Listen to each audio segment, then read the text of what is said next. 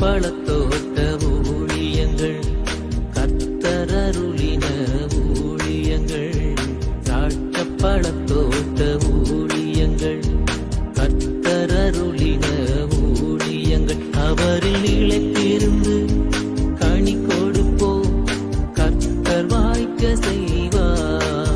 அவரில் நிலைத்திருந்து கனி கொடுப்போம், கர்த்தர் வாய்க்க செய்வார். துதி உமக்கே, துதி உமக்கே, துதி உமக்கே என்றுமே என்றும். துதி உமக்கே, துதி உமக்கே, துதி உமக்கே என்றுமே என்றும். துதி உமக்கே என்றுமே என்றும். துதி உமக்கே என்றுமே.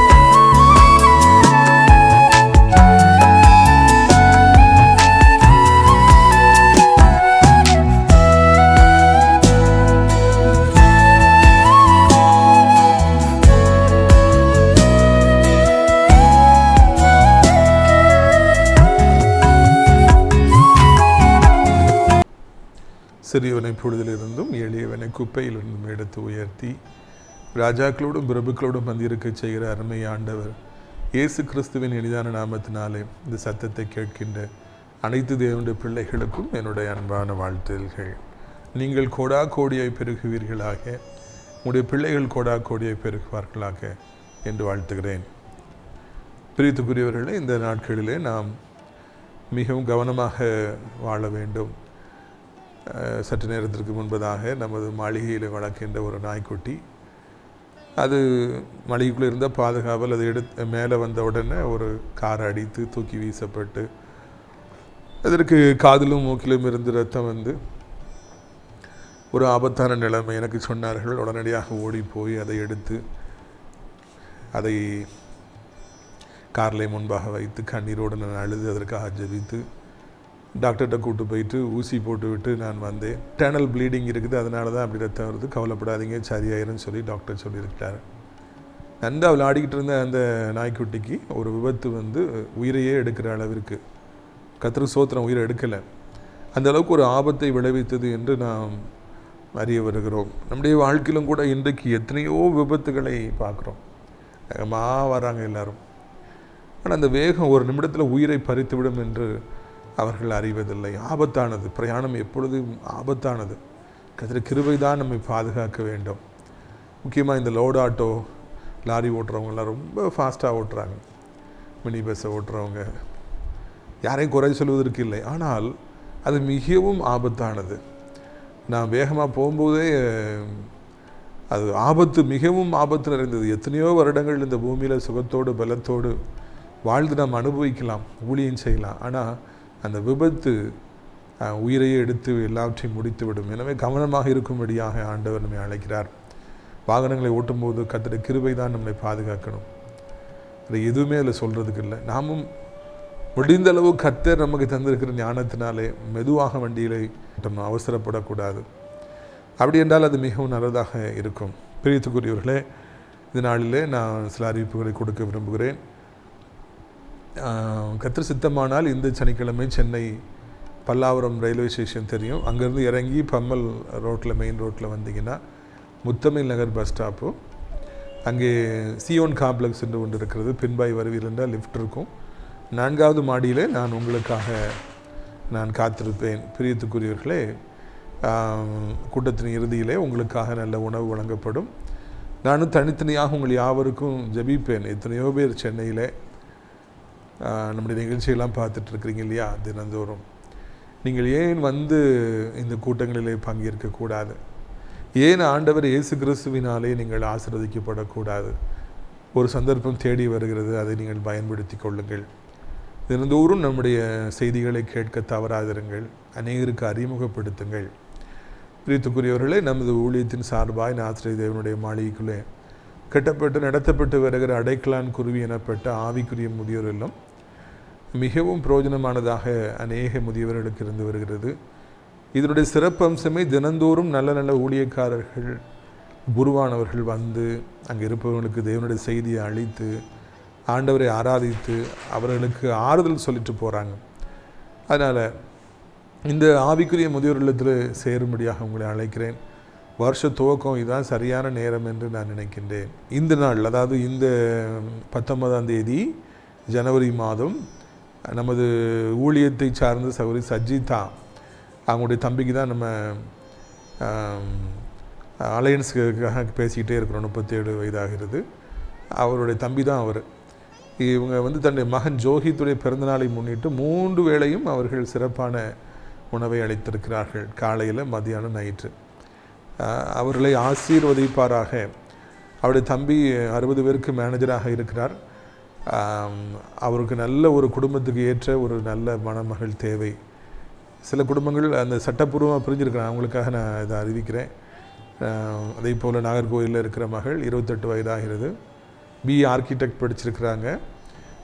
ஜெபிக்கிற, நல்ல வேலை பார்க்குற, படித்திருக்கிற ஒரு மணமகன் தேவை. 3வதாக திருச்சியில் இருக்கிறாங்க, செட்டியில் பெரிய எண்ணெய் கடை வச்சுருக்கிறாங்க, நல்லா ஜெபிக்கிற குடும்பம். மூத்த மகனுக்கு 30 வயதாகிறது, நன்கு ஜெபிக்கிற குடும்பத்துக்கு ஏற்ற ஒரு மணமகள் தேவை. 4வதாக பொள்ளாச்சியில் இருக்கிற மகள் 27 வயது, இளம் விதவை, ஒரு குட்டி குழந்தை உண்டு, அந்த குழந்தையோடு ஏற்றுக்கொள்ள மனப்பக்குவம் படைத்த ஒரு மணமகன் தேவை. பிரியத்துக்குரியவர்களே, கர்த்தர் உங்களை ஆசீர்வதிப்பாராக என்று நான் வாழ்த்துகிறேன்.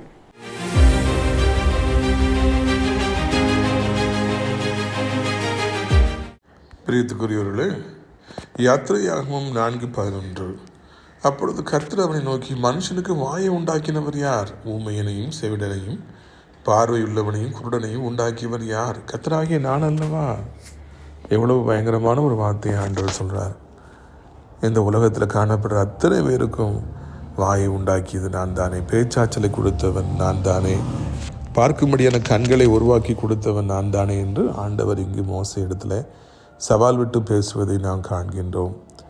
எத்தனையோ பேர் தங்கள் வாயினாலே இன்றைக்கு பிழைக்கின்றார்கள். அரசியலிலே பார்க்கின்ற பொழுது வெறும் வாயினாலே, தங்கள் பேச்சினாலே அனைவரை சுண்டி இழுத்து மிகப்பெரிய தலைவர்களாய் மாறியவர்களையும் நாம் அறிவோம். ஆனாலும் இந்த பேச்சாற்றல், வாய் எல்லாம் மனிதர்களுக்கு ஆண்டவராலேயே கொடுக்கப்பட்டது. இங்கு நான் வாசிக்கிற மோசே இடத்திலும் கூட ஆண்டவர் இந்த வார்த்தையை சொல்லி பிற்பாடு மிகப்பெரிய பேச்சாற்றலை அவருக்கு கொடுத்து அந்த எகிப்து எனப்பட்ட நாட்டை ஆட்டுவிக்கின்ற மாபெரும் தலைவனாக மாற்றினாரா? இதை கேட்டுக்கொண்டிருக்கிற அன்பு தம்பி, தங்கச்சி, எனக்கு பேசவே தெரியலையே, எல்லோரும் நல்லா இங்கிலீஷ் பேசுகிறாங்களே, நல்லா ஸ்டேஜில் பேசுகிறாங்களே, எனக்கு பேசவே முடியலையே, எனக்கு தாழ்வு மனப்பான்மையாக இருக்கிறதே, நான் எப்படி வெற்றி பெறுவேன், நான் எப்படி பிஸ்னஸ் பண்ணுவேன், எப்படி முன்னேறுவேன், எப்படி தலைவனாய் மாறுவேன் என்று நீங்கள் தவித்து கொண்டிருப்பீர்கள் என்றால் இந்த வசனத்தை கேளுங்கள். கர்த்தர் உங்களுக்கு பேச்சாற்றலை கொடுக்க, உங்களை மிக சிறப்பான ஒரு தலைவராய் மாற்ற வல்லமை படைத்தவராய் இருக்கின்றார். உங்களுடைய இயலாமையை மறந்து விடுங்கள். உங்களுடைய தாழ்வு மனப்பான்மையை தூக்கி தூர வீசுங்கள். ஆண்டவரையே நோக்கி பாருங்கள். ஆண்டவரை எனக்கு இறங்கும் என்று சொல்லுங்கள். அப்பொழுது மிகப்பெரிய பேச்சாளனாக தலைவராய் மாற்றி ஆண்டவர் உங்களை ஆசீர்வதிப்பார். ஆண்டவர் உங்களை ஆசீர்வதிப்பாராக. ஆமென்.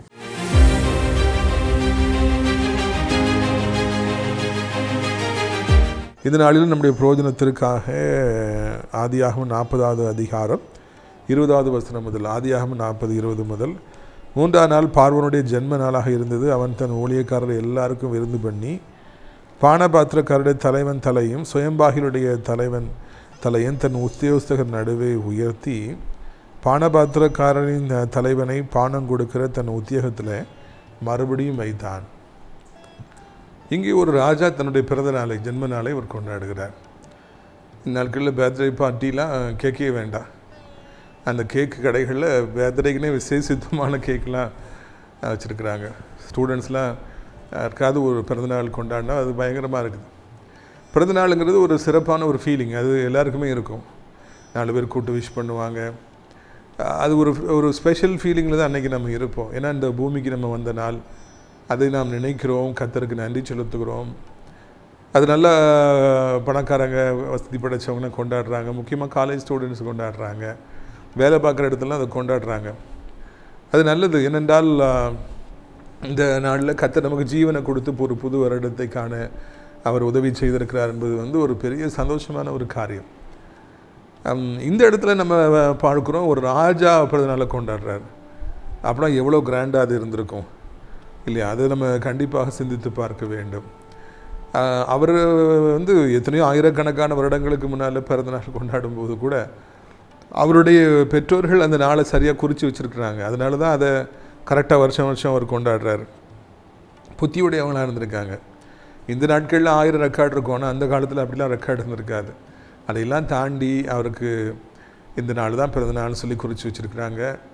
அவரும் தகப்பன் தாயை போல் ஒரு ராஜ்ய ஸ்தானத்துக்கு அவர் வாராரு. அந்த நாளில் அவர் தான் பிறந்தநாளை அவர் கொண்டாடுறாரு.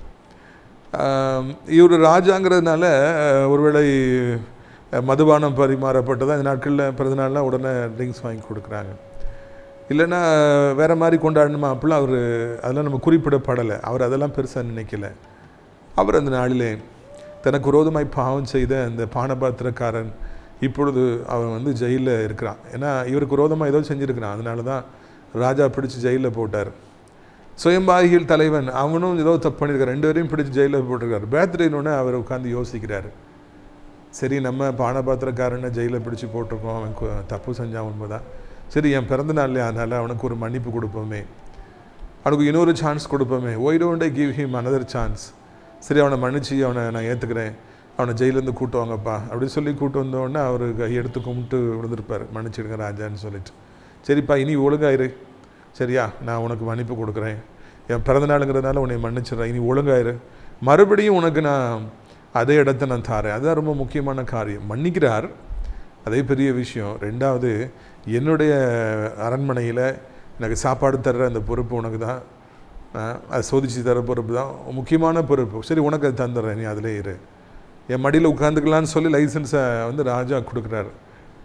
இவர் ஆண்டவர் அறியாத ஒரு மனுஷன்தான், ஒரு பெரிய ராஜா தான். ஆனால் அவருக்கு எவ்வளோ நல்ல மனசு இருந்துச்சு அப்படிங்கிறத இந்த இடத்துல நம்ம பார்க்குறோம். கர்த்தரை அறியாத மனிதன்தான். அவருக்கு ஒரு குறையும் இல்லை தான். எல்லா செல்வ செழிப்பில் இருக்கிறாரு. மிக பணக்கார நாடு எகிப்து அந்த நாளில். ஆனால் அவருக்கு கூட இதயம்னு ஒன்று இருந்திருக்கு. பார்த்தீங்களா, ஒரு நல்ல நாள் அப்படின்னோடனே அவனை மன்னித்து அவனுக்கு ஏன் நான் மறுபடியும் அந்த வாழ்க்கையை நான் கொடுக்கக்கூடாது என்று சொல்லி அந்த நல்ல நாளிலே ஒரு நல்ல காரியத்தை அவர் செய்து நமக்கு அவர் ஒரு முன்மாதிரியை வைத்து விட்டு போயிருக்கின்றார். இந்த 2026 எனப்பட்ட வருடத்திலே நாம் பிரவேசித்திருக்கிறோம். இது கர்த்தருடைய சுத்த கிருபை. ஒவ்வொரு நிமிடமும் எத்தனையோ பயங்கரங்கள் இந்த பூமி நடந்து கொண்டிருக்கிறது, பார்க்கவே நடுக்கமாக இருக்கிறது. ஆனால் ஆண்டவர் நம்மை பாதுகாத்து இந்த பூமியில் வைத்திருக்கிறார். இந்த புதிய வருடத்திலே நாமும் கூட ஏன் மனம் இறங்கி நமக்கு விரோதமாக குற்றம் செய்தவர்களை, நமக்கு விரோதமாய் பாவம் செய்தவர்களை நாம் ஏன் மன்னிக்கக்கூடாது? இதயத்திலிருந்து அந்த கசப்பை ஏன் நாம் எடுத்து விடக்கூடாது? பார்வோன் ராஜா அவங்கள ஜெயிலில் வச்சுருந்தார். நாம் கசப்பு, நம்முடைய உள்ளத்தில் கசப்புங்கிற ஒரு சிறைச்சாலை இருக்குது. அந்த சிறைச்சாலைக்குள்ளே நிறைய பேரை அடைச்சி வச்சுருக்குறோம். அவங்க நமக்கு விரோதமாக பேசியிருப்பாங்க, ஏதாவது செஞ்சுருப்பாங்க, ஏமாற்றிருப்பாங்க. அதனால் நம்முடைய உள்ளத்தில் கசப்புங்கிற ஒரு சிறைச்சாலை இருக்குது. எல்லாருடைய உள்ளத்துலேயுமே அந்த கசப்பு என்கிற தலைப்புடைய ஒரு சிறைச்சாலை இருக்குது. அதில் நிறைய பேரை நீங்கள் அடைச்சி வச்சுருப்பீங்க. அவங்கள வெறுப்பீங்க, உங்களை மனப்பூர்வமாக நீங்கள் திட்டிக்கிட்டே இருப்பீங்க. சிலர் சாபம் கொடுப்பீங்க, சிலர் விளங்கவே மாட்டான்னு சொல்லுவீங்க, அவள் விளங்கவே மாட்டான்னு சொல்லுவீங்க. அஃப்கோர்ஸ் அவங்க அந்த அளவுக்கு நிறையா உங்களுக்கு விரோதமாக தப்பு பண்ணியிருக்காங்கிறது உண்மைதான். ஆனால் ஒரு நல்ல காரியத்தை நாம் இந்த நாளிலே செய்தாலும் அந்த சிறைச்சாலையிலிருந்து கசப்புக்குன்னு அவங்களை வெளியே எடுத்து விட்டுட்டு சரி பிழைச்சி போட்டு நல்லா இருந்துட்டு போட்டோம், பிள்ளை குட்டிக்காரன் பாவம் ஏதோ தெரியாமல் செஞ்சுட்டான், ஆண்டவர் என்று இருக்கிறாரு, எனக்கு அதனால் ஒன்றும் குறைஞ்சி போகிறதுன்னு சொல்லி அப்படிப்பட்டவர்களை நம்முடைய இதயத்தில் இருக்கிற கசப்புங்கிற சிறைச்சாலையிலிருந்து வெளியே எடுத்து அவளை மன்னித்து விடுவோம் என்றால் அது மிகவும் நலமானதாக இருக்கும் என்று இந்த அருமையான நாளிலும் கூட கர்த்தர் நம்மிடத்தில் பேசுகிறார். நாம் ஒருவருக்கு இரக்கம் காண்பிக்கிற பொழுது தான் கர்த்தர் நமக்கும் கூட அவர் இரக்கம் காண்பிக்கிறார். You show mercy so that you will be shown mercy. இந்த புதிய வருடம் நம்முடைய உள்ளத்தில் இருக்கிற கசப்புகளை எல்லாம் அந்த சிறைச்சாலையெல்லாம் உடைத்து போடுகிற ஒரு வருடமாக இருக்கட்டும். நம்முடைய வாழ்க்கையில் நாம் கிறிஸ்துவுக்கு சீசர்களாக இருக்கிற பொழுது அன்பு பிரதானமாக இருக்கிறது. 2026 அன்பே பிரதானம். அன்பு இல்லாதவன் தேவனை அறியான். நாம் கிறிஸ்துவர்கள் என்று சொல்லிக்கொள்ளலாம், ஆலயத்திற்கு செல்லலாம், பைபிளை பெருமையாக தூக்கி கொண்டு செல்லலாம், என் பெயர் எந்த சர்ச்சில் இருக்குதுன்னு சொல்லலாம், நான் இவ்வளோ பெரிய சர்ச்சில் மெம்பர்னு சொல்லலாம், எல்லாம் நல்லது தான். ஆனால் நாம் அன்பு இல்லாவிட்டால் தேவனை அறியவே மாட்டோம் என்று வார்த்தை சொல்லுகிறது. Love is very important. ஒரு ஆழமான அன்பு நமக்கு இருந்தால் தான் ஒருத்தரை மன்னிக்க முடியும். யாராக இருந்தாலும் சரி, இந்த உலகத்தில் பிறந்து வாழ்கிற யாராக இருந்தாலும் சரி, ஒரு சிலரை நீங்கள் கண்டிப்பாக வெறுப்பீங்க, ஒரு சிலர் மேலே கசப்பை வைத்திருப்பீங்க. ஏன்னா அந்த அளவுக்கு அவங்க பண்ணியிருப்பாங்க, சேட்டை பண்ணியிருப்பாங்க. இருப்பினும் கூட கிறிஸ்துவின் அன்பு உங்களுக்குள்ளே வருகிற பொழுது நீங்கள் அவர்களை மன்னித்து விடுவீர்கள் என்றால் தேவன் உங்களில் பிரியப்படுபவராக அவர் இருப்பார் என்பதில் சந்தேகமே இல்லை. இன்றைக்கி பெற்ற தாய் தகப்பட்ட பேசாத பிள்ளைகள் நிறைய பேர் இருக்காங்க, கூட பிறந்த அண்ணன் தம்பிக்கிட்ட பேசாதவங்க எத்தனை பேர் இருக்காங்க இல்லையா? அதே போல் நான் பார்க்கிற பொழுது என் மூஞ்சிலே முழிக்காதுன்னு சொல்லி எத்தனையோ பேர்களை அப்படியே தள்ளி வைத்திருக்கவங்க எவ்வளோ பேர் இருக்காங்க. அதில் பெருமை பாராட்டுறவங்களும் இருக்காங்க. ஆனால் நான் அன்பிலே பெருமை பாராட்ட வேண்டும். கிறிஸ்துவுடைய சிறுவை அன்பிலே நாம் பெருமை பாராட்ட வேண்டும். அவர் நமக்காக தன் ஜீவனை கொடுத்தார். தன்னை சிலுவையில் அறைந்தவர்களையும் மன்னிக்கக்கூடிய ஒரு மிகப்பெரிய ஒரு மனது அவருக்கு இருந்தது. ஏசப்பாவுடைய மனதில் கசப்பு என்கிற சிறைச்சாலை இல்லை, அதில் அவர் யாரையும் அடைத்து வைக்கவும் இல்லை என்று நாம் குறிப்பிடுகிறோம். தன்னை கெட்ட வார்த்தை சொல்லி தூஷித்த, மண்ணை தூக்கி வீசின, கல்லை தூக்கி வீசின, அவர் மனநொந்து போன நேரத்தில் அவரை கேவலமாய் பேசி சாபம் கொடுத்த அந்த சீன் மாறுது. தாவீது வெற்றி பெற்று வந்த உடனே தொலைச்சிடுவார்னு பயந்து காலில் விழுந்து என்னை மன்னிச்சிடுங்க ராஜா, என் மதியினத்தினால் அப்படி செஞ்சேன்னு தாவீது ராஜா அந்த நேரத்திலும் அவரை மன்னித்தார். நல்ல நாள், நான் வெற்றி பெற்று மறுபடியும் ராஜா வந்திருக்கிறேன், நல்ல நாள், அவனை விட்டுருங்க அப்படின்னு சொல்லிட்டு அவனை மன்னித்தாரா? இங்கே இந்த ராஜா மன்னிக்கிறார், பார்வோன் ராஜா அந்த பானபாத்திரக்காரனை மன்னிக்கிறார். அங்கே தாவீது ராஜா சீமையை மன்னிக்கின்றார். இவர்களெல்லாம் நமக்கு முன்மாதிரிகளாக, ஏன்சிஸ்டராக அவங்க இருக்கிறாங்க. அவனுடைய பாதச்சூடுகளை பின்பற்றுவோம் என்றால் அது நலமாக இருக்கும் என்பதில் சந்தேகமே இல்லை. பாருங்கள் 22ஆம் வசனம் பின்பகுதி. அந்தபடியே அவன் பார்வோனுடைய கையிலே பாத்திரத்தை கொடுத்தான், சுயம்பாகிலின் தலைவனையை தூக்கி போட்டான். ஒருத்தரை மன்னிப்பு கொடுத்து மடியில் வச்சுக்கிறார், எனக்கு சாப்பாடு நீ தான் ரெடி பண்ணி தரணும், அந்த போஸ்ட் உனக்கு தரேன் அப்படின்றார். இன்னொருத்தர் சுயம்பாகிகள் தலைவன், அவரும் தப்பு செஞ்சார், இவரும் தப்பு செஞ்சார். இவருக்கு மன்னிப்பு, அவருக்கு மன்னிப்பு கொடுக்கல, அவரை கதையை முடிச்சிருக்குன்னு சொல்கிறாரு. உடனே அவரை எக்ஸிக்யூட் பண்ணிடுறாங்க, அவரை கொலை செஞ்சிடறாங்க. நீ வேண்டாம், எனக்கு வேண்டான்னு சொல்லி அந்த உறவை அவர் பெர்மனெண்ட்டாக ஃபுல் ஸ்டாப் வச்சிடுறார். பிரியத்துக்குரியவர்களே, ஒன்று நம்முடைய இதயத்தில் இருக்கிற கசப்பான சிறைச்சாலையிலிருந்து ஒரு சிலரை நாம் மன்னித்து அவர்களை ஏற்றுக்கொள்ள வேண்டும் என்று சொல்லி ஆண்டவர் கற்றுக் கொடுக்கிறார். இன்னொன்று, ஒரு சில உறவுகளை நிரந்தரமாக நாம் அப்புறப்படுத்தி விட வேண்டும். அந்த மாதிரி உறவுகள் நமக்கு வேண்டவே வேண்டாம். கெட்டகுமாரன் நல்ல மனுஷனாக தான் இருந்தார். ஜெம் ஆஃப் அ பர்சன், ஃப்ரெண்ட்ஸ்க்காக என்னமோ அவர் செய்கிற மாதிரி ஒரு நல்ல குணநலம் அவருக்கு இருந்தது. சொத்துக்களை விற்றுட்டு காசு எடுத்துகிட்டு வான்னு அந்த ஃப்ரெண்ட்ஸ் தான் கவுன்சில் பண்ணியிருப்பாங்க. நிச்சயமாக அந்த ஃப்ரெண்ட்ஸ் தான். அவர் அந்த அளவுக்குலாம் யோசிச்சிருக்க மாட்டார். காசை வாங்கிட்டு வந்தோடனே இவங்க தான் சேர்ந்து ஜாலியாக இருந்து அவர்கிட்ட காசு பறிக்கிறாங்க. ஒரு பெரிய காக்கா கூட்டமே அவர் கூட சேர்ந்துக்கிடுது. இவர் காசில் அவங்களாம் நல்லா என்ஜாய் பண்ணுறாங்க. இவர் அப்பாவி நல்ல மனுஷனாக இருக்க போய் தானே இத்தனை ஃப்ரெண்ட்ஸை கூப்பிட்டு போகிறாரு. நானும் கூட எல்லா ஃப்ரெண்ட்ஸையும் கூப்பிட்டுட்டு ஊழியத்துக்கு போன மாதிரி இவரும் எல்லாரையும் கூப்பிட்டுட்டு போய் எல்லாம் என்ஜாய் பண்ணுறாங்க. கடைசியில் அவர் எல்லாத்தையும் இழந்து போகிறார். சொத்துக்கத்தில் எல்லாத்தையும் இழந்து போய் நடுத்தருக்கு வந்தார். பன்றி மேய்க்க போனார், அந்த சாப்பாடு கூட அவருக்கு கிடைக்கல அப்படிங்கிறத நம்ம பார்க்குறோம். எல்லாம் பிறகு புத்தி அப்பா கிட்ட அப்பா ஏற்று அப்பா மறுபடியும் எல்லாத்தையும் அவர் கொடுத்த பிறகு அந்த பழைய ஃப்ரெண்ட்ஸ்ட்டு அவர் சேர்ந்துருப்பாரா? யோசித்து பாருங்கள், சேர்ந்துருக்கவே மாட்டார். வேண்டவே வேண்டாம், அவங்க உறவே எனக்கு வேண்டாம். உங்களுடைய வார்த்தையை கேட்டதுனால தான் அப்பாவுக்கு இவ்வளோ அவமானத்தை நான் கொண்டு வந்துட்டேன், எங்கள் அப்பாவை இவ்வளோ கேவலப்படுத்திட்டேன், எங்கள் அப்பா என்னை மறுபடியும் ஏற்றுட்ருக்காங்க, எனக்கு புது வாழ்வு தந்திருக்காங்க, இனி நீங்கள் வேண்டவே வேண்டாம், உங்களுடைய உறவே வேண்டான்னு சொல்லிட்டு அவங்ககிட்ட கடைசி வரைக்கும் அவர் சேர்ந்துருக்கவே மாட்டார். அவங்கள மன்னிச்சானே ஏற்றுக்கிட்டானே அப்படின்னு சொல்கிறதுக்கெலாம் எதுவுமே இல்லை. அவங்கள மன்னிக்க முடியாது. மன்னித்து ஏற்றுக்கொண்டால் மறுபடியும் பாவ வழியிலே அவர்கள் கொண்டு போய் விடுவார்கள். யார் கூட சேர்ந்தால் மதுபானம் பண்ண வச்சுருவாங்க, யார் கூட சேர்ந்தால் நம்மளை பாவமான வழிகளில் கொண்டு போயிடுவாங்கன்னு நீங்கள் நினைக்கிறீங்களோ அவங்கள நிரந்தரமாக அவங்க வாழ்க்கையை விட்டு அப்புறப்படுத்திடுங்க. அவங்களுக்கு மன்னிப்பு கொடுத்து அவங்களையும் நீங்கள் தானே சொன்னீங்க பாஸ்டர், கசப்பான சிறைச்சாலையில் அவங்கள உள்ளத்தில் வைக்கக்கூடாது, அதனால தான் சேர்த்துக்கிட்டேன்னு சொன்னீங்கன்னா நீங்கள் மறுபடியும் அழிஞ்சு போயிடுவீங்க. இப்போ தான் எவ்வளவோ பாடுபட்டு கஷ்டப்பட்டு கீழே விழுந்து மறுபடியும் ஆண்டவர் கிருபை உங்களை தூக்கி நிறுத்தி இருக்கிறது. இப்படி இருக்கத்தக்கதாக நீங்கள் அவங்கள மறுபடியும் ஏற்றுக்கிட்டீங்க அப்படின்னா அவங்க வாழ்க்கையை அழிந்து போய்விடும். வாலிபனே, வாலிப பிள்ளைகளே, இந்த நாட்களில் ஃப்ரெண்ட்ஸ் தான் ரொம்ப முக்கியம். நீங்கள் வாழ்வதும் வீழ்வதும் ஃப்ரெண்ட்ஸ் கையில் தான் இருக்குது. கஞ்சா எல்லா பக்கமும் இருக்குது. எத்தனையோ கொலைகள் இந்த பூமியில் சாதாரணமாக நடக்குது. காரணம் அந்த கஞ்சாவுடைய விளைவு. ஆபத்தானது, உயிரையே எடுத்து விடுகிறது, வாழ்க்கையை நாசமாக்குகிறது. அப்படிப்பட்ட ஃப்ரெண்ட்ஸாக ஓடிடுங்க, அவங்களெல்லாம் பக்கத்துலேயே விடாதீங்க. சுயம்பாயிலின் தலைவனை தூக்கி போட்ட மாதிரி அவங்களெல்லாம் அவங்க வாழ்க்கையை விட்டு தூக்கி போடுங்க. தவறான நண்பர்களெல்லாம் வேண்டாம், எனக்கு வேண்டவே வேண்டான்னு சொல்லி அவங்களோட வாழ்க்கையை விட்டு நீங்கள் அப்புறப்படுத்திடுங்க. அப்படி அப்புறப்படுத்தினாதான் நீங்கள் நல்லா வாழ முடியும், நல்லபடியாக அவங்க வாழ்க்கையில் ஓட முடியும், சம்பாதிக்க முடியும், ஊழியம் செய்ய முடியும், கர்த்தருக்காக எழும்பி பிரகாசிக்க முடியும். உங்களுக்காக கண்ணீர் சிந்தி இரத்தத்தை சிந்தி உங்களை வளர்க்குற உங்களுடைய பெற்றோர்கள், பாலூட்டி சீரோட்டி வளர்க்குற அந்த பெற்றோர்கள், அவங்க அப்போ தான் சந்தோஷமாக இருக்க முடியும். ஒரு சிலரை நம்ம ஏற்றுக்கணும், ஆனால் ஒரு சிலரை வாழ்க்கையில் வேண்டான்னு சொல்லி நிரந்தரமாக அப்புறப்படுத்தணும். அதுதான் இந்த பார்வோன் நமக்கு சொல்லி கொடுக்குறார். ஜெயிலெலாம் வைக்க வேண்டாம், கதையை முடிச்சுன்னு சொல்லி ஒரு ஃபுல் ஸ்டாப்பே அவர் வச்சிடுறார். சில ரிலேஷன்ஷிப்புக்கு கண்டிப்பாக நாம் ஃபுல் ஸ்டாப் வைக்கணும். அப்படி வச்சாதான் நம்முடைய வாழ்க்கையிலே நாம் வெற்றி பெற முடியும் என்பதில் சந்தேகமே இல்லை. பிரியத்துக்குரியவர்களே, இந்த அருமையான நாளிலும் கூட 2 விதமான முடிவை அவர் எடுக்கிறார். ஒருத்தருக்கு வாழ்வு கொடுக்குறார், மன்னிச்சு ஜெயிலிருந்து கொண்டு வாழ வைக்கிறார்.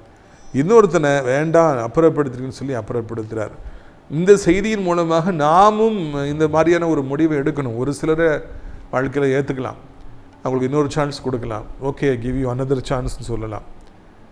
ஏன்னா மனதளவில் அவங்க ஆண்டவருடைய பார்வையில் அவங்க சரியாக இருக்கலாம், ஏதோ சூழ்நிலை அப்படி பண்ணியிருக்கலாம், அவங்களுக்கு இன்னொரு சான்ஸ் கொடுக்கலாம். ஆனால் ஒரு சிலரை பக்கத்திலே விடாதீங்க. அப்படின்னா தான் நீங்கள் வாழ முடியும். அப்போ தான் நீங்கள் மறுபடியும் கீழே விடாமல் இருக்க முடியும், கோட்டைகள் இடிக்கப்படாமல் இருக்கும். இல்லைன்னா மறுபடியும் கட்டியிருக்கிற கோட்டைகளெல்லாம் இடித்து போட்டுருவாங்க. ஏற்கனவே ஒருக்கா இடித்து போட்டாங்க, மறுபடியும் அவங்க இடித்து போட்டுருவாங்க. அவங்களுக்கு சான்ஸ் கொடுக்காதீங்க. யாரை பக்கத்தில் வைக்கணும், யாரை தூரத்தில் வைக்கணும், கரெக்டாக முறை அதில் இருந்தாலே நம்ம வாழ்க்கையில் நமக்கு வேதனைகள் இல்லவே இல்லை என்பதை புரிந்து கொள்ள வேண்டும். இது எல்லாம் எப்படி நடக்குதுன்னு சொல்லி பாருங்கள். 22 பின்பகுதி, யோசேப்பு அவர்களுக்கு சொன்ன அர்த்தத்தின்படியே சம்பவித்தது. It's all happen as Joseph predicted. அங்கு யோசேப்பு எனப்பட்ட ஒரு ஊழியக்காரன், ஒரு உண்மையான தேவனுடைய தாசன், அபிஷேகம் பெற்றவர், அவர் என்ன சொன்னாரோ அதுதான் அவங்க வாழ்க்கையில் நடந்ததான். அவர் சொன்னார், யோசேப்பு சொன்னார், தீர்க்கதரிசி சொன்னார், அப்படின்னு நடந்தது. ஸோ நம்முடைய வாழ்க்கையிலும் கூட ஒரு தீர்க்கதரிசி, ஒரு நல்ல ஜெபிக்கிற ஒரு மனிதன், ஒரு ஊழியக்காரன், உண்மை உத்தமமான ஊழியக்காரன் நமக்கு பக்கபலமாக இருப்பது நல்லது, நமக்கு பின்பாக இருப்பது நல்லது, நமக்காக அவர்கள் ஜெபிப்பது நல்லது. நிறைய பேருக்கு அதனுடைய அருமையெல்லாம் தெரிகிறதே இல்லை. நமக்காக ஒரு ஊழியக்காரன் ஜெபித்து கொண்டே இருக்கிற பொழுது, நமக்காக யாரோ ஒருவர் ஜெபித்து கொண்டே இருக்கிற பொழுது அது மிகவும் நல்ல ஆசீர்வாதங்களை கொண்டு வரும் என்பதில் சந்தேகமே இல்லை. பிரியத்துக்குரியவர்களே, இந்த அருமையான நாளில் கூட கர்த்தர் நம்மோடு பேசுகின்றவராக இருக்கின்றார். நாம் நிச்சயமாக நம்முடைய வாழ்க்கையில் நாம் இந்த மாதிரியான காரியங்களில் கவனமாக நாம் இருக்க வேண்டும். ஊழியக்காரர்களுக்கு நம்ம உரிய கனத்தை கொடுக்கணும், உரிய மரியாதையை கொடுக்கணும். நீங்கள் பெரிய பணக்காரனாக இருக்கலாம், கோடி கோடியாக வச்சுருக்கலாம், சின்ன பையனாக இருப்பார் ஊழியக்காரர். கர்த்தருக்கு உங்களுக்கு அவரை நியமிச்சிட்டாருன்னா மரியாதை கொடுங்க, கனம் பண்ணுங்க. அவங்கள எந்த விதத்தில் அவங்கள்ட்ட போய் ஜெபிக்க முடியுமோ தாழ்த்த முடியுமோ தாழ்த்துங்க.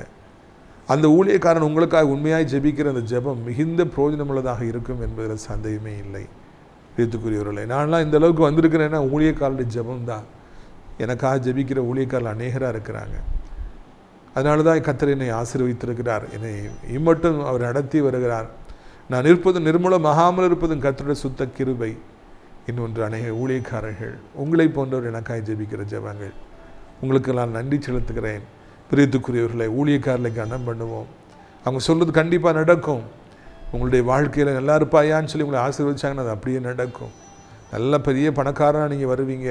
கர்த்தர் உங்களுக்கு ஆளுகை தருவார்னு அவங்க சொன்னாங்கன்னா வாயிலிருந்து ஒரு வார்த்தை வந்துச்சுன்னா அது அப்படியே நடக்கும். கர்த்தர் ஊழியக்காரருடைய வார்த்தை ஆமென்றும் ஆமீன் என்று சொல்லுகிற வருடம்தான் இந்த வருடம் என்பதை உங்களுக்கு நான் நினைப்பூட்டும்படியாக விரும்புகிறேன். பிரியத்துக்குரியவர்களே, இந்த ராஜாவின் வாழ்க்கையின் மூலமாக, அவருடைய பிறந்தநாள் கொண்டாட்டத்தின் மூலமாக, ஜென்ம நாளில் அவர் என்ன முடிவெடுத்தாருங்கிறது நமக்கு பிரயோஜனமாக இருக்கிறது. அடுத்தாப்புல ஊழியக்காரர் அவசியம், யோசிப்பு அவசியம் என்பதையும் ஆண்டவர் நமக்கு கற்றுக் கொடுக்கிறார். இதையெல்லாம் நாம் மனதில் வைத்து வாழ்வோம் என்றால், நாம் சரியான கணத்தை ஊழியக்காரர்களுக்கு கொடுப்போம் என்றால் நம்முடைய வாழ்க்கையில் நாம் விழுவதற்கு வாய்ப்பே கிடையாது. எப்பொழுதும் நாம் ஆசீர்வதிக்கப்பட்டவர்களாகவே இருப்போம். பிரியத்துக்குரியவர்களே, இந்த நாளிலும் உங்களுடைய ஆசீர்வாதத்திற்காக, இன்னும் நல்ல காரியங்கள் நடக்க வேண்டும் என்பதற்காக, கர்த்தர் உங்களை உயர்த்த வேண்டும் என்பதற்காக, பல ஆசீர்வாதங்களை கர்த்தர் உங்களை ஆசீர்வதிக்கும்படியாக உங்களுக்கு நான் ஜெபிக்கும்படியாக விரும்புகிறேன். எல்லார் கண்களை மூடி நாம் ஜெபிப்போமா. அப்பா பிதாவே, வானத்துக்கும் பூமிக்கும் ஆண்டவரே, இந்த அருமையான நாளிலும் கூட கர்த்தாவே, நாங்கள் எல்லாரும் ஒருமனப்பட்டு தகப்பனே நாங்கள் ஜெபிக்கிறோம். முக்கியமாக ஆண்டவரை தோத்திரையா, அன்பு பிள்ளைகள் ஆண்டவரை கொண்டாட்டங்களில் கவனமாக இருக்கட்டும். அந்த கொண்டாட்டங்களிலே சரியான முடிவை எடுக்கட்டும். இந்த நாளில் சத்தத்தை கேட்குற பிள்ளைகள் யாருக்கு மன்னிப்பு கொடுக்க வேண்டுமோ அவருக்கு மன்னிப்பு கொடுத்து அவருடைய பக்கத்தில் வைத்து கொள்ளட்டும். யார் அதுக்கு தகுதி இல்லாதவர்களாக இருக்கிறார்களோ மறுபடியும் சேர்ந்தால், கூட்டணி சேர்ந்தால் அழித்து விடுவார்கள் என்று ஆண்டவர் உள்ளத்தில் பேசுகிறார். அவர்களை நிரந்தரமாக அப்புறப்படுத்த வேண்டும் என்று சொல்லி கெஞ்சுகிறோம். இயேசு கிறிஸ்துவின் நாமத்தினாலே ஆண்டவரே சஞ்சலமும் தவிப்பும் ஓடி போகட்டும். இந்த புதிய வருடத்தில் விபத்துகள், நாச மோசங்கள், ஹார்ட் அட்டாக்கு, ஸ்ட்ரோக்கு, பகலில் பறக்கும் அம்பு, ஆண்டவரை இந்த மாதிரி சங்காரங்கள் தகப்பனை எங்கள் வாழ்க்கையில் வராதபடி, இந்த சத்தத்தை கேட்குற பிள்ளைகளுடைய வாழ்க்கையில், அவர்களுக்கு பிரியமானுடைய வாழ்க்கையில் ஒரு காலம் வராதபடி இந்த கிருபை எங்களை அப்படி இறுக்கி மூடிக்கொள்ளட்டும் ஐயா. இந்த செட்டைகளுக்குள்ளே எங்களை ஒழித்து வைத்து கொள்ளுங்க, பாதுகாத்து கொள்ளுங்க ஆண்டவர். விபத்தே வேண்டாம், சடுதி மரணங்களே வேண்டாம் ஐயா. கைப்பேற்று கையெடுத்துட்டாங்க, காலை எடுத்துட்டாங்க, தலையில் அடிபட்டுட்டு, ஸ்பைனல் கார்டில் அடிபட்டு, தேவையே இல்லைப்பா. எப்படியாவது கர்த்தர் ஆண்டவரை மனம் இறங்கி எங்கள் வாழ்க்கையில் ஒரு அற்புதத்தை செய்யும்படியாக கெஞ்சுகிறோம். இது அருமையான நாளிலும் கூட கர்த்தாவே, யார் என்ன வியாதிப்பட்டு இப்பொழுது படுத்திருந்தாலும், அவர்களை மருத்துவர்களை கைவிட்டிருந்தாலும், வாழ்க்கையில் இறுதி நிமிடங்களில் இருந்தாலும் உம்மாலே ஒரு அற்புதம் செய்ய முடியுமே. நீர் ஒரு அற்புதம் செய்து அவர்களுக்கு மறுபடியும் ஒரு சந்தர்ப்பத்தை கொடுக்க வேண்டும். அவளை மறுபடியும் வாழ வைக்க வேண்டும், மறுபடியும் எழும்ப வைக்க வேண்டும், நடக்க வைக்க வேண்டும், சம்பாதிக்க வைக்க வேண்டும், வாழ வைக்க வேண்டும். அவர்களுக்கு இன்னொரு சந்தர்ப்பத்தை கொடுத்தே ஆக வேண்டும். செயல்படாத அவயங்கள் செயல்படட்டும் ஆண்டவரே. விழுந்து கிடக்கிறவர்கள் எழும்பட்டும் ஏசப்பா. புதிய அவயங்களை அவர்களுக்கு பொருத்தும் ஆண்டவரே. புதிய நரம்புகளை, புதிய எலும்புகளை பொருத்தி அவர்களை மறுபடியும் தூக்கி நிறுத்தும். தூக்கம் வராதவர்களுக்கு நல்ல தூக்கம் வரட்டும். சாப்பிட முடியாதவங்களுக்கு நல்ல சாப்பாடு, பசி, சாப்பாடு, செரிமானம், கழிவுகள் வெளியேற தகப்பனே ஒரு சுகமாய் வாழ, மறுபடியும் ஒரு வாழ்க்கையை கிறிஸ்துவ கரங்களில் பெற்றுக்கொள்ள உதவி செய்யுங்க. அதே போலவே கடன் பாரங்களை சிக்கி தவிக்கிற மக்கள் எத்தனையோ பேர் இருக்கிறாங்க. வேலை இல்லாதவங்க எவ்வளோ பேர் இருக்காங்க. சம்பாதிச்சு கடனையே அடைக்கிறாங்க, வட்டி கடனையே அடைச்சிட்டு இருக்காங்க, இஎம்ஐ அடைக்கிறாங்க. தகப்பனே, பிள்ளைகள் அது கேட்குது, இது கேட்குது, எனக்கு கொடுக்கவே முடியல, எனக்கு என்ன செய்யணும்னு தெரியல, நான் என்ன பண்ணுவேன், வருமானம் இல்லைன்னா நான் என்ன பண்ணுவேன், நான் தற்கொலை செய்து கொள்ளலாமா, நான் மதுபானத்தை குடிக்கலாமா, எனக்கு ரொம்ப பிரச்சனையாக இருக்கியா, நான் ரொம்ப வருஷமாக கடங்காரனாகவே இருக்கிறேன், எனக்கு உதவி செய்யுங்கன்னு சொல்கிற ஒவ்வொருவருக்கும் கர்த்தர் உதவி செய்யுங்க. என்ன நிலைமையில் இருந்தாலும் ஆண்டவரே, அவர்களை இந்த பானபாத்திரக்காரன் இழந்து போன எல்லாவற்றையும் மறுபடியும் பெற்றுக்கொண்டது போல, பழைய நிலைமைக்கு வந்தது போல கர்த்தாவே உம்மாலையும் வைக்க முடியும் ஐயா. இறைவா, இந்த நாளில் சத்தத்தை கேட்குறப்ப ஒவ்வொருவருக்கும் நீர் உதவி செய்யுங்க, பழைய நிலைமைக்கு கொண்டு வாருங்க. பானபாத்திரக்காரனுக்கு இன்னொரு வாய்ப்பு கொடுத்தது போல ஆண்டவரே, இந்த சந்தர்ப்பத்தில் அநேகருக்கு நீங்கள் கொடுங்க, ஆசீர்வதிங்க. இசுவே, வேலை இல்லாத பிள்ளைகளுக்கு வேலையை தாருங்க, வருமானம் இல்லாத பிள்ளைகளுக்கு நிரந்தரமான வருமானத்தை கொடுத்து சந்தோஷப்படுத்துங்கப்பா. சஞ்சலமும் தைப்பும் ஓடி போகட்டும் ஐயா. குடும்பத்தில் பிரச்சனை, திருமண வாழ்க்கையில் பிரச்சனை, வேலை பார்க்குற இடத்துல பிரச்சனை, அன்று பக்கத்து வீட்டுக்காரர்களாலே பிரச்சனை, சொந்தக்காரர்களாலே பிரச்சனை, நண்பர்களாலே பிரச்சனை, ஊழியத்தில் பிரச்சனை என்றிருக்கிறவர்களுக்கு அமைதியை தார், சமாதானத்தை தார். நீர் சமாதான பிரபு, உம்மால் மாத்திரமே சமாதானத்தை தர முடியும். நீர் அப்படியே தருவீர். நமக்கு சோத்திரம். இந்த நாளிலும் கூட வயதானவர்களை விழுந்து விடாதபடி, எலும்புகள் முறிந்து விடாதபடி அவளை 2 கையில் ஏந்தி கொள்ளுங்கப்பா. ஆண்டவரே சோத்திரம் ஐயா, ஆண்டவரே சோத்திரம். சிறைச்சாலையில் இருக்கிற பிள்ளைகள் எப்படியாவது மனம் திரும்பி சீக்கிரமாய் வீட்டுக்கு வர, அவர்களுக்காய் காத்திருக்கிற பிள்ளைகள் அவளை மறுபடியும் பெற்றுக்கொள்ள உதவி செய்யுங்க. பழி வாங்கணும், கொலை செய்யணுங்கிற எண்ணங்கள்லாம் இருக்குன்னா அவங்கள இருந்து அப்புறப்படுத்துங்க. தற்கொலை செய்து கொள்ளுகிற எண்ணம் இருக்குன்னா அவங்களை அப்படியே அப்புறப்படுத்துங்க. பைக்கில் மெதுவாக போகட்டும், வாலிபர்கள் வேகமாக போய் அவளுடைய வாழ்க்கை எவ்வளோ சாதிக்க வேண்டியிருக்கிறதெல்லாம் இழந்து விடாதபடி காத்துக்கொள்ளுங்க. தங்களுக்கு பிரியமானவர்களை எழுந்து தவிக்கிற பிள்ளைகளுக்கு உதவி செய்யுங்க. தனிமையாக இருக்கிற பெண்களுக்காக, தனிமையாக இருக்கிற முதியவர்களுக்காக ஜெபிக்கிறோம், காத்துக்கொள்ளுங்க. ஆண்டவர் நீண்ட காலமாய் குழந்தைக்காக திருமணத்தை காத்திருக்கிற பிள்ளைகளுக்கு அற்புதத்தை செய்யுங்க, மகிமைப்படுங்க. உமக்கு எல்லா துதிமையும் செலுத்துக்கிறோம். இயேசுவின் மூலம் ஜெபிக்கிறோம் நல்ல பிதாவே, ஆமென். என் ஆத்துமாவை கர்த்தரை சோத்திரி, என் முழு உள்ளமே அவருடைய பரிசுத்த நாமத்தை சோத்திரி. என் ஆத்துமாவை கர்த்தரை சோத்திரி, அவர் செய்த சகல உபகாரங்களை ஒரு பொழுதும் மறவாதே, ஆமென். கர்த்தராகிய இயேசு கிறிஸ்துடைய கிருபையும் பிதாவாகிய தேவனுடைய அன்பும் பரிசுத்த அன்யோன்யமில்லாத பிரசன்னம் உங்கள் அனைவருடைய இன்றைக்கு சதா காலங்களில் நிலைத்திருப்பதா. அல்லேலூயா, அல்லேலூயா. God bless you.